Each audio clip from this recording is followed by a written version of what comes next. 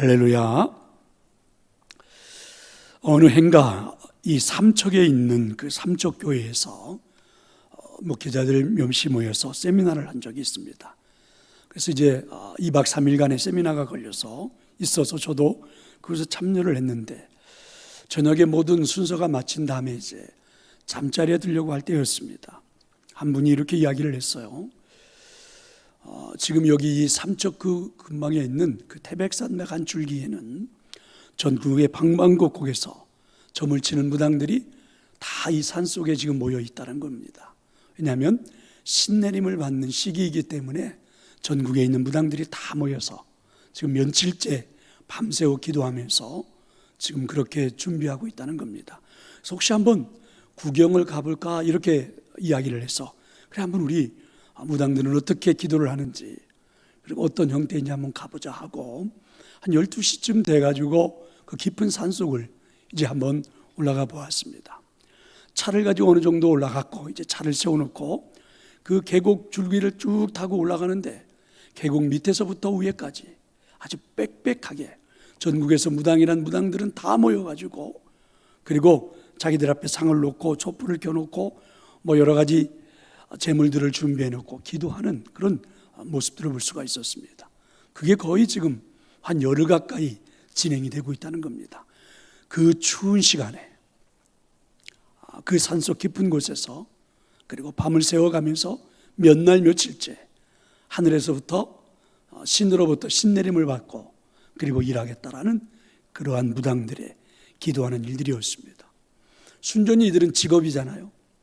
신내림을 통해서 그래가지고 이제 누군가의 점을 쳐주고 누군가의 운수를 맞춰주고 이래 해야겠다 해서 이게 직업입니다. 그래서 이들은 그렇게 하늘로부터 어떤 신내림을 간구하는, 밤새워 기도하는 그 모습들 옆에서 가만히 지켜보니까 참 어처구니는 없지만 그 열성 하나만큼은 대단하다라는 생각이 들었습니다. 사실 한때는 우리 한국의 교회 성도들도 어쩌면 그들보다도 더 간절함을 가지고 하나님 앞에 매달려 기도했던 그런 민족입니다. 한국 교회 성도들의 특징을 말해보라면 통성기도, 그리고 열심을 다해서 기도했던 내용들, 같이 모여 울고 불고 눈물 흘리며 하늘을 향하여 외쳤던 기도하는 사람들, 이게 한국 교회 성도들의 특징이 아닐까 이런 생각을 해봅니다. 정말 우리에게 이 기도는 그렇게 필요한 것이 아닐까. 우리는 직업적으로 하는 분들도 아니고, 우리는 그걸 통해서 누군가에게 점을 쳐주겠다고 하는 것도 아니지만, 우리는 그보다 더한 어떤 열정, 더 중요성, 이런 것들이 우리의 기도가 되어야 되지 않을까. 자, 그러면 우리가 기도하지 못하는 이유, 가장 큰 이유가 있다면 무엇이 있을 수 있을까? 저는 이렇게 생각을 해봅니다. 우리가 기도의 대상을 먼저 생각해 보지 못하기 때문이 아닌가. 우리가 누구한테 기도하는 것인가, 이걸 자꾸 초점이 흐려지고 있는 것은 아닌가 하는 생각입니다. 언제나 우리는 우리의 기도의 대상은 하나님이십니다. 나의 기도를 들으시는 분은 하나님이십니다. 믿으시기를 축원합니다. 그런데 우리는 자꾸만 기도하려고 하다 보면 자신의 모습을 들여다봅니다. 그래서 이렇게 말하는 분들이 많습니다. 양심적으로 생각해 볼 때 부끄러워가지고 하나님 앞에 나올 수가 없다, 나는 기도를 할 수가 없어, 이렇게 이야기하는 분들이 많이 있죠. 그런데 실질적으로 그렇게 이야기는 하지 않아도 내 삶이 부끄러우니까, 내 삶이 온전치 못하니까, 내가 기도할 만큼 떳떳지 못하니까 기도하지 않는, 아예 기도의 문을 닫아버리는 성도들이 많지 않을까라는 것입니다. 오늘 성경에 보면 강청이라는 말이 나오잖아요. 막 간절히 청한다, 이런 말이에요. 근데 이 말을 어떤 신학자는 이렇게 번역을 했더라고요. 강청이라는 말은 사실은 파렴치란 뜻이다, 이렇게 말입니다.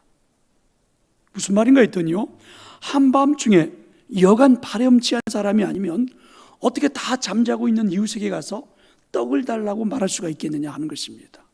이건 파렴치한 사람이라는 거죠.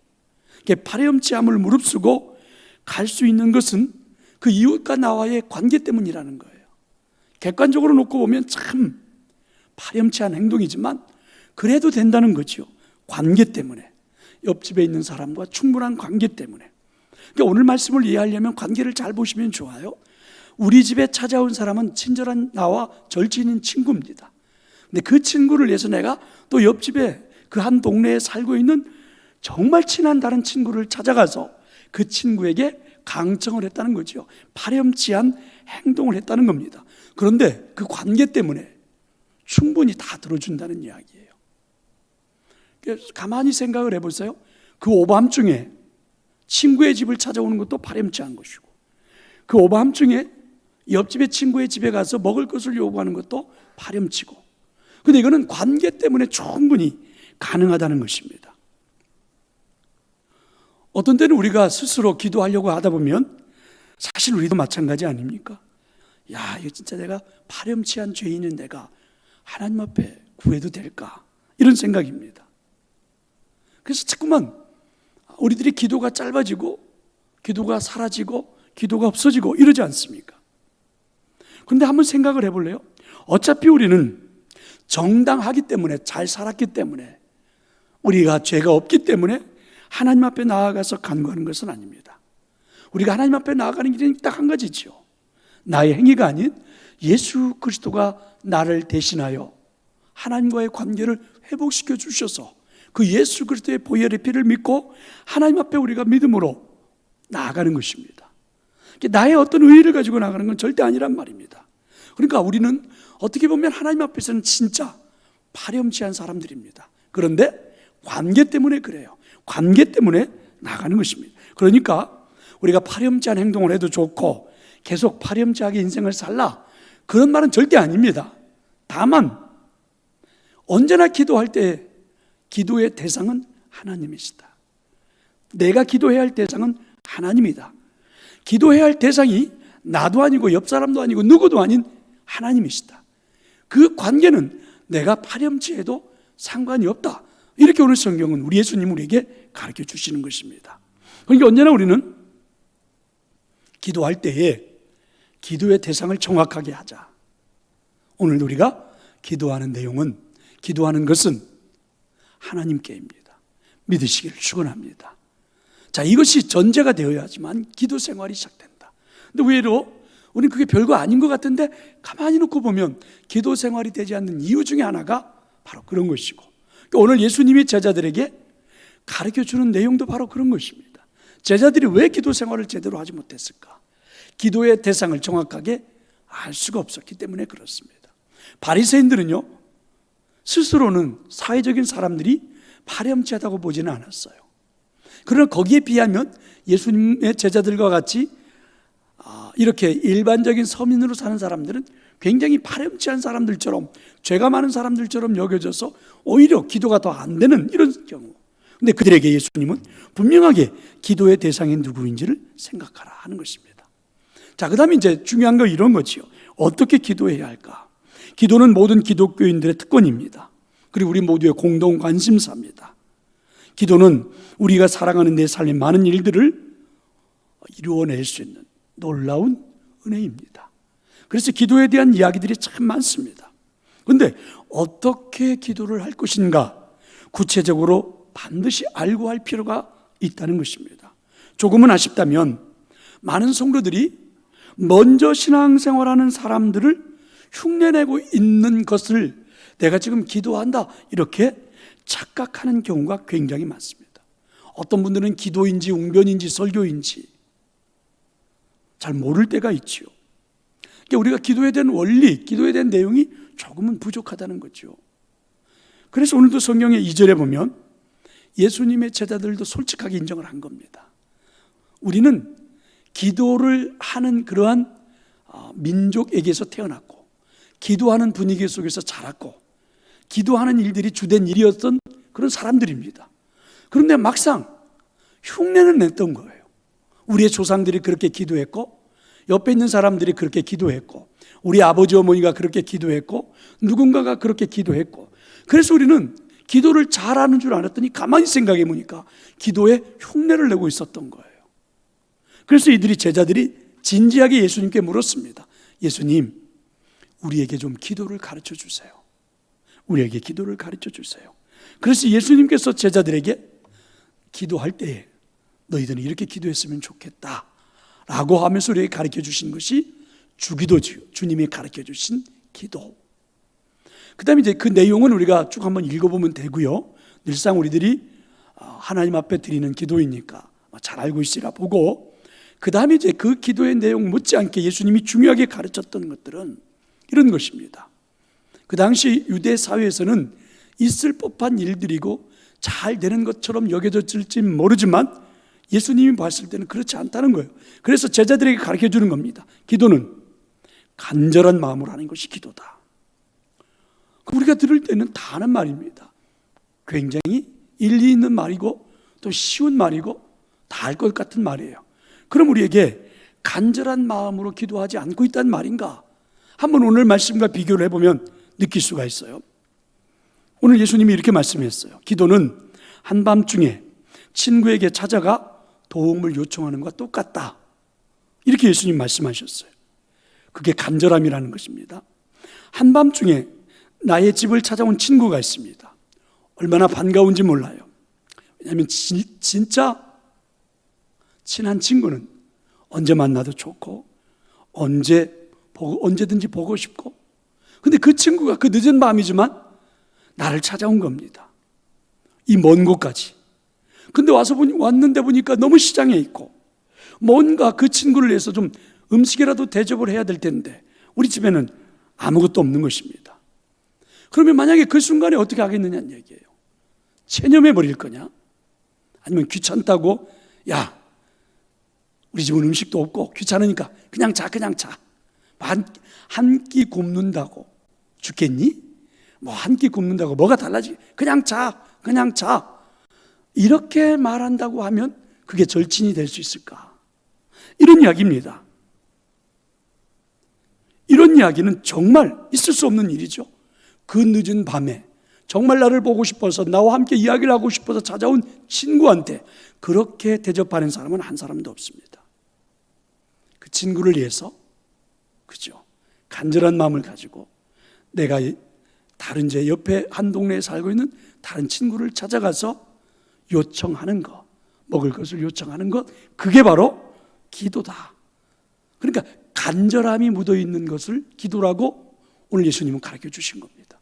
그러니까 우리가 그냥 입으로 부르짖고 있는다고 해서, 소리를 지른다고 해서, 아름다운 문구를 잘 만들어서 우리가 외친다고 해서 다 기도가 아니라 그런 간절함이 담겨 있는 것이 바로 기도다. 그러니까 늦은 밤에 나를 찾아와서 나를 보고 싶어 했던 그 친구를 위해서 내가 무엇이라도 답례를 해야 된다고 생각하는 그 마음, 그게 바로 기도고, 그렇죠? 그게 기도고, 또 한 가지는 옆에 집에 갔어요. 이런 걸 생각해 볼 수 있습니다. 밤이 깊었습니다. 그럼 우리가 옆집을 찾아갔을 때, 음식을 구하기 옆집을 찾아갔을 때, 설령 그게 친구라 할지라도 보편적으로 우리는 이 두 가지 생각을 해볼 수 있습니다. 대부분 안에 있는 사람들이 막 문을 두드리면 나를 귀찮게 하지 마. 현대인들은요, 자신을 귀찮게 하면 우정도 끊어버린다죠. 친구 관계도 끊어버린대요. 근데 친구도 아니지만 이제 그런 걸 생각해 볼 수 있잖아요. 나를 귀찮게 하지 마라. 그리고 문을 잠갔고 뿐만 아니라 나도 우리 집 식구들도 다 잠자리에 들었다. 자, 이런 상황이에요. 그럼 이런 걸 어떻게 해결할 수 있을까? 정말 나의 집에 찾아온 친구가 너무너무 배고파하고 힘들어하는 걸 보고 뭔가를 주고 싶은데 우리 집에는 아무것도 없어서 그 친구를 정말 생각하는 마음으로 옆에 동네에 다른 친구를 찾아갔어요. 근데 그 친구에는 이런 귀찮게 하지 말아야 된다, 이미 문을 잠갔다, 그리고 잠자리에 들었다, 이런 어려운 문제들이 있는데 이걸 어떻게 해결할 거냐? 근데 오늘 성경에 보면 이 친구는 두드렸어요. 간절한 마음으로. 그래서 오늘 예수님은 그게 기도라는 겁니다. 그러니까 기도는 간절함이 담기지 않으면 기도라고 할 수가 없다. 오늘 예수님 우리에게 그렇게 말씀해 주시는 겁니다. 간절함이 담기지 않으면 기도라고 할 수가 없다. 그러니까 기도라고 하는 것은 그 간절함이 담겼다라고 하는 말은 아까는 제가 파렴치라는 말로도 얘기했지만 긍정적인 의미로 말해보면 친구를 감동시키는 겁니다. 옆에 사람 친구, 동네에 살고 있는 친구도, 우리 집에 찾아온 친구도, 그게 바로 기도라는 것입니다. 그 다음에 이제 예수님은 또 이렇게 말씀했어요. 9절과 10절부터는 기도는 구하고 찾고 두드리는 마음으로 하는 것이다. 기도는 분명한 목표가 있어야 된다는 겁니다. 목표가 있으면 적극적이어야 된다는 거죠. 한밤중에 찾아온 친구를 위해서 먹을 음식이 필요하지, 사실은요 오락기구가 필요한 게 아니잖아요. 그러니까 목표가 정확해야 됩니다. 목표가 정해졌다면 찾아야 합니다. 이 동네에서 오늘 저녁에 내가 찾아갔을 때 그래도 문을 열어주고 늦은 밤이지만 나에게 음식을 줄 수 있는 사람이 누구일까? 어떤 사람일까? 그렇게 찾아야 된다는 이야기죠. 그래서 음식에 여유가 있고, 그리고 찾아가면 나에게 문을 열어주고, 찾아가면 그래도 곤란하지만 내 요구를 들어줄 수 있는 사람, 이걸 찾는 거예요. 이게 바로 기도다. 오늘 예수님은 이렇게 말씀을 해 주신 것입니다. 그러면 우리 한번 생각을 해봅시다. 지금 내가 안고 있는 그 문제는, 내가 지금 내 삶의 상황에서 정말 해결해야 될 내 인생의 큰 문제는, 목표는 정확한가? 그리고 그것이 나로 하여금 지금 찾아 헤매고 있는가? 하나님을 향하여 얼마나 간절하게, 하나님이 도와주시지 않으면 안 됩니다. 하나님이 길을 열어주셔야만 합니다. 하나님이 아니면 방법이 없습니다. 이렇게 얼만큼의 내 간절함이 담고 목표가 정확하고 오늘 나는 구하고 찾고 두드리고 있는가? 그러니까 제자들은 기도하는 민족, 그리고 기도를 어려서부터 배운 민족, 그리고 기도를 잘하는, 주일마다 기도를 가르쳐주는 그런 민족, 여기에서 태어났지만 이들에게 기도라고 하는 것에 대한 실질적인 것은 모르고 있었다는 거죠. 구하고 찾고 두드리는 걸 몰랐던 겁니다. 오늘 우리가 혹시 신앙생활을 그렇게 하고 있는 것은 아닐까? 우리도 모르는 사이에 이 신앙생활 자체가 익숙해져 버리고, 그리고 신앙생활 자체가 조금은 나태해지고 이러는 가운데 우리들도 기도라는 것이 그렇게 와버린 것은 아닐까? 지금의 정말 내 인생에 펼쳐지고 있는 이 문제를 가지고 찾아 헤맬 만큼의 그런 간절함이 담겨 있고, 그렇게 오늘도 하나님을 향하여 나는 기도하고 있는 것인가? 오늘 예수님 우리에게 가르쳐 주십니다. 또 한 가지, 기도는 11절부터 13절에 보면 자녀와 아버지의 관계로 하는 것이다 라는 것입니다. 기도는요 아무나 하는 것이 아닙니다. 반드시 하나님의 자녀된 자라야 기도할 권리가 생기는 것입니다. 일반적인 종교와 분명한 차이가 여기에 있습니다. 일반적인 종교는요 정성만 있으면 됩니다. 그렇죠? 관계나 이런 건 중요하지 않아요. 내가 필요할 때 그냥 우리나라로 본다면 삼신 할머니한테 장독대에 나가서 정한수 한 그릇 떠놓고 그냥 빌면 되는 겁니다.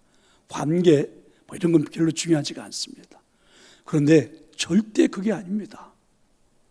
하나님과 나와의 관계 속에서 기도는 관계가 있어야만이, 그러니까 기도는 아무나 하는 것이 아닙니다. 하나님과 나와의 관계가 분명한가? 정산유수로 하는 말이 필요한 것도 아니고, 얼마나 많은 지식을 가지고 있느냐 이것도 필요한 것도 아니고, 정말 중요한 것은 내가 예수 그리스도를 구주로 영접하고 거듭난, 중생한, 구원받은 감격을 가지고 하나님을 아버지라 부를 수 있느냐. 오늘도 아버지가 나를 보고 아들아 이렇게 말해주는 음성이 내게 들리느냐. 그래서 이런 관계가 형성이 되어 있느냐.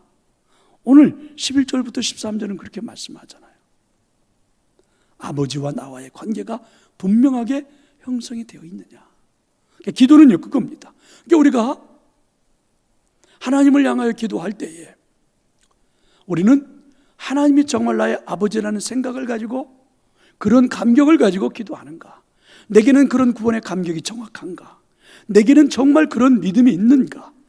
하나님은 나의 아버지니까, 나는 그분의 자녀이니까, 그래서 그분은 오늘 내 기도에 반드시 지금 이 자리에서 듣고 계시고 하는 이런 중생의 체험이, 영적인 체험이 나에게 분명히 있어서 그런 간절함을 가지고 기도하고 있는가 라는 것입니다. 아버지에 대한 이해를 조금만 더 시켜본다면, 우리가 육신의 아버지를 놓고 한번 생각을 해볼까요? 육신의 아버지들도 언제나 자녀를 먼저 생각합니다. 아버지의 생각은요, 어떻게 하면 자녀를 잘 키울까? 사실 이게 아버지들의 온통 모든 생각입니다. 저도 아버지가 돼서 보니까 그렇습니다. 어떻게 우리 자녀들을 잘 키우지? 큰 관심사입니다. 일하는 것도, 돈을 버는 것도, 인생을 살아가는 것도 어떤 때는 그 목적이 거기에 있을 때가 굉장히 많습니다. 그리고 자녀가 요구하는 것이라면, 그리고 꼭 필요한 것이라면 꼭 주고 싶습니다. 정말 주고 싶어요. 내 뼈를 깎아서라도, 내 온몸을 다해서라도. 그게 아버지더라고요. 그게 바로 부모더라고요. 그 다음에 아빠들은요, 부모들은요, 자녀가 기뻐하는 모습을 통해서 삶의 보람을 느낍니다. 인생의 보람을 느껴요. 힘들고 어려워도 자녀들이 잘 되고 행복하고 이런 거 보면 그저 살아온 인생의 모든 것들이 아무런 문제가 되지 않습니다. 참 보람이 느끼죠. 자녀들이 조금만 어렵고 힘든 걸 보세요. 밥맛도 없습니다. 결혼을 시켜놓고 보니까 그 아들 며느리가 조금 싸우면 그 아이들의 그 기분 감정에 따라서 밥맛이 있었다 없었다, 얼굴이 폈다 울그락 폈다 밝았다, 걔들이 싸워서 뭔가 조금 분위기가 냉랭하다 그러면 밥맛도 다 떨어져 버리고, 그리고 왠지 모르게 우울하고 답답하고 막 일이 돼버립니다. 둘째 아들이 뭔가 좀 어렵고 이렇게 생각된다고 그런 일들이 들려오면 아무것도 손에 잡히지가 않습니다. 근데 정말 잘됐다 이런 부분 보면 얼마나 기쁘고 보람 있는지 모릅니다. 자, 이런 것들은 뭐냐면 아버지의 존재라는 거죠, 이게. 그러면 여러분 당연히 생각을 해볼래요. 아버지한테 도움을 요청한다는 것은, 그렇죠, 아버지의 존재를 인정한다는 것입니다. 이렇게 나를 생각하고 있는 그 아버지를 자녀들이 인정해 줄 때 얼마나 아버지가 기쁘고 즐거울까. 이렇게 나를 생각하고 있는 아버지의 존재 자체를 자녀들이 한 번만 알아주면 사실, 그렇죠, 어떤 것보다도 모든 것들이 다 해결입니다. 그러니까 여러분, 우리가 하나님 앞에 와서 하나님, 지금 내 인생에 이런 문제들로 하나님이 아니면, 아버지가 아니면 안 돼요 하고 기도하는 것 그 자체는 하나님 아버지의 존재를 내가 인정하는 것이고, 아버지의 존재가 바로 나에게서 인정받을 때 하나님은 나보다 더 기뻐서 더 좋은 것으로, 그래서 오늘 성경은 그렇게 말하는 거예요. 하물며 그래서 아버지는 더 좋은 것을 우리에게 주신다. 그게 하나님의 생각이라는 것입니다. 그러면 언제나 우리는 기도할 때에 정말 생각해야 될 게 있습니다. 하나님과 나와의 관계가 바르게 설정이 되어 있느냐, 내가 진짜 하나님을 아버지라 부르고 있느냐, 이런 거죠. 그냥 기도는 아무나 하는 게 아니고, 그죠, 내가 빌면 그냥 다 이루어지는 게 아니라 그런 관계가 분명해야 된다 하는 것입니다. 또 한 가지 예수님은 제자들에게 이렇게 가르쳐 주셨죠. 13절 끝부분에 보니까 기도는 반드시 성령님을 구해야 한다는 것입니다. 하나님이 가장 좋은 성령님을 주시겠다 이렇게 말씀하십니다. 그러니까 우리가 기도하는 내용 중에 반드시 포함되어야 하는 내용은 성령의 도우심입니다. 성령님, 저를 도와주세요. 성령님, 저에게서 충만함에 저를 사로잡아 주세요. 제 생각을, 그리고 제가 세상을 볼 수 있는 눈을, 내가 말할 수 있는 것을 성령님께서 역사해 주세요. 왜냐하면 성령님이 아니고서는 하나님을 아버지라 인정할 수도 없고, 우리가요, 성령님의 도움이 아니시고는 기도도 불가능해요. 성령님의 도움이 없이는 만족이 없어요. 그러니까 성령님의 도움 없이는 모든 게 불가능한 거예요. 그렇다면 우리들의 기도에 반드시 1번이 되어야 할 것은 성령님이다 라는 것입니다. 이제 오늘 말씀을 마치려고 합니다. 예수님의 제자들은 기도의 문화 속에서 자랐습니다. 그리고 기도를 배웠고, 부모들이 늘 기도하는 걸 보면서 자랐고, 그래서 자신들은 기도를 잘할 줄 알았습니다. 그런데 막상 자신들이 성인이 되어서 신앙생활을 하면서 느껴볼 때에 기도가 뭔지를 잘 몰랐던 거예요. 그래서 오늘 예수님은 그 제자들에게 분명하게 기도를 가르쳐 주신 것입니다. 그건 오늘 우리들이 깊이 들어야 할 말씀이죠. 신앙생활을 1년 하고 10년 하고 또 20년이 되고 오랜 연주가 깊어지다 보니까 또 내 인생에 좋은 일들만 있는 게 아니라 어려운 일들도 있고 이러면서 살아오는 가운데 나도 모르는 사이에 평탄해지면서 기도에 대한 내용의 줄을 놓고 보니까 사실은 기도가 희지부지해졌고 기도의 삶을 매번 해서 올라가는 건 참 어려운데 한번 기도를 줄을 놔버리면 순식간에 떨어져서 그죠? 기도가 전혀 열리지 않는 것도 우리 사실 아닙니까? 근데 이 모든 것들이 바로 오늘 예수님의 제자들이나 우리나 동일하게 겪고 있는 문제들이었습니다. 그래서 예수님은 오늘 제자들에게 분명하게 가르쳐 주신 것입니다. 기도할 때는 대상을 정확하게 하자. 우리의 기도의 대상은 내가 아니라 하나님이시다. 기도할 때 예수님이 우리에게 가르쳐 주신 것처럼 좀 간절함이 담기자. 두드리고 찾고 두드리는, 구하고 찾고 두드리는 그런 목표도 좀 정확해야 되고, 아버지와의 관계가 성립되어 있음을 믿어야 하고, 그리고 성령의 도움을 구하자. 오늘 이렇게 예수님은 가르쳐 주셨습니다. 자, 어느 때보다도 가장 기도가 필요한 시기입니다. 여러분, 코로나 바이러스와 같은 문제를 우리가 만든 겁니다. 파렴치합니다. 인간들이 만들어 놓은 거예요. 그래도 우리들이 기도의 대상이 하나님이기에 구해야 합니다. 하나님, 파렴치하지만 하나님 도와주세요. 하나님 해결해 주세요. 내 가정의 일들도, 내 인생의 일들도 마찬가지입니다. 어느 때보다도 필요한 지금의 이 기도의 삶 다시 한번 회복해보고, 성전에 모일 수는 없어도 여러분들이 각자의 처소에서 간절하게 하나님을 향하여 기도할 줄 아는, 그리고 구하고 찾고 두드릴 줄 아는, 그리고 정말 하나님 아버지라 부르면서 기도할 줄 아는 그런 모든 성도들이 될 수 있기를 간절히 축원합니다.